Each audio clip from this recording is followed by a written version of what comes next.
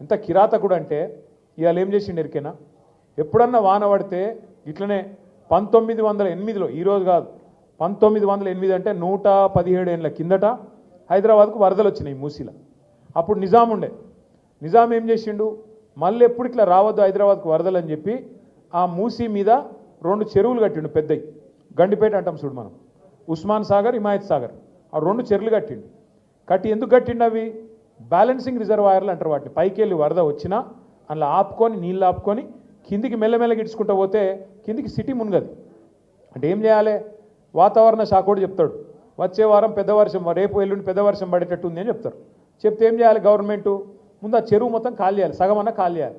దబ్బన వర్షం పడితే కూడా పైకి వెళ్ళి నీళ్ళు వస్తే కూడా సిటీ మునిగిపోకుండా కింద పేదోళ్ళకి ఇబ్బంది కాకుండా ఆ చెరువుల నీళ్ళు ఆపుకుంటాం. ఒక్కొక్క గేట్ ఎత్తి కిందికి మెల్లమెల్లగా ఎత్తిమినాన్గా కిందికి నీళ్ళు ఇడిచిపెడతాం. ఎవడైనా చేసేది కదే. అదైనా ప్రభుత్వాలు కూడా అధికారులు చేయాలి. కానీ రేవంత్ రెడ్డి ఎంత కిరాతకుడు అంటే నిన్న కావాలని తెలుసు ఆయనకు, నిన్న క్లౌడ్ బర్స్ట్ ఉంది, వర్షం పడుతుందని వాతావరణ శాఖ చెప్పింది. చెప్తే కూడా కావాలని మూసీ ప్రాజెక్టు చేయాలంటే ఆడ ఇండ్లు మునగాలి. నేను అనుకున్నట్టు మూసీలో 150,000 కోట్లు కొల్లగొట్టాలంటే వీళ్ళని ముంచాలని చెప్పి చెరువు ఖాళీ చేయకుండా కావాలని అట్లనే నింపిపెట్టి ఇవాళ ఎగ్దం ఒకటేసారి 15 గేట్లు ఎత్తిండ్రు. ఎత్తవరకు ఏమైంది? ఇలా ఇమ్లీబాన్ బస్ స్టాండ్ మొత్తం మునిగిపోయింది. మొట్టమొదటిసారి చరిత్రలో ఇమ్లీబాన్ బస్ స్టాండ్కి ఎప్పుడైనా నీళ్ళు వచ్చినాయి? ఇదివరకు మనం పోలేదా? ఇమ్లీబాన్ బస్ స్టాండ్ చూడలేదు ఇదివరకు. ఇవాళ అది కూడా మునిగింది. ఎందుకు? ఒక్కటే కారణం. ఏం చెప్పదలుచుకున్నాడు రేవంత్ రెడ్డి? మీరు మూసి అద్దంటున్నారు కదా, నేను చేయాలనుకుంటే ఇక చూసినావా పేదోళ్ళను ముంచి ఇడికెళ్ళి ఎలగొట్టి అట్లనన్నా చేస్తా అనేందుకు ఇలా అంతా కిరాతకంగా ప్రవర్తన చేస్తూ ఉన్నాడు. నేను మిమ్మల్ని కోరేది, ఎంత కిరాతకుడు అంటే ఇవాళ ఏం చేసిండు ఎరికేనా? ఎప్పుడన్నా వాన పడితే ఇట్లనే 1908లో ఈరోజు కాదు 1908 అంటే 117 ఏళ్ళ కిందట హైదరాబాద్కు వరదలు వచ్చినాయి మూసీలో. అప్పుడు నిజాం ఉండే. నిజాం ఏం చేసిండు, మళ్ళీ ఎప్పుడు ఇట్లా రావద్దు హైదరాబాద్కు వరదలు అని చెప్పి ఆ మూసీ మీద 2 చెరువులు కట్టిండు పెద్దయి.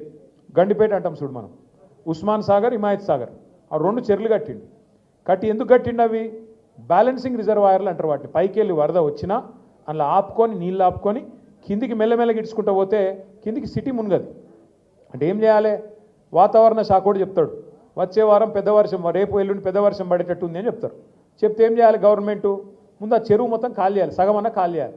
దబ్బన వర్షం పడితే కూడా పైకి వెళ్ళి నీళ్ళు వస్తే కూడా సిటీ మునిగిపోకుండా కింద పేదోళ్ళకి ఇబ్బంది కాకుండా ఆ చెరువుల నీళ్ళు ఆపుకుంటాం.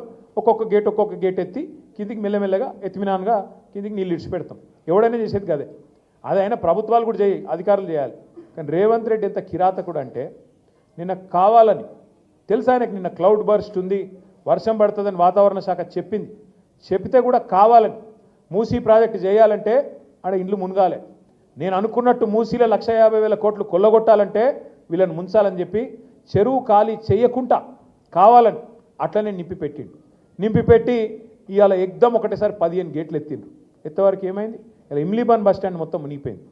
మొట్టమొదటిసారి చరిత్రలో ఇమ్లీబాన్ బస్ స్టాండ్కి ఎప్పుడైనా నీళ్ళు వచ్చినాయి? ఇదివరకు మనం పోలేదా? ఇమ్లీబాన్ బస్ స్టాండ్ చూడలేదు ఇదివరకు. ఇవాళ అది కూడా మునిగింది. ఎందుకు? ఒక్కటే కారణం. ఏం చెప్పదలుచుకున్నాడు రేవంత్ రెడ్డి? మీరు మూసి అద్దంటున్నారు కదా, నేను చేయాలనుకుంటే ఇక చూసినావా పేదోళ్ళను ముంచి ఇడికెళ్ళి ఎలగొట్టి అట్లనన్నా చేస్తా అనేందుకు ఇలా అంతా కిరాతకంగా ప్రవర్తన చేస్తూ ఉన్నాడు. నేను మిమ్మల్ని కోరేది,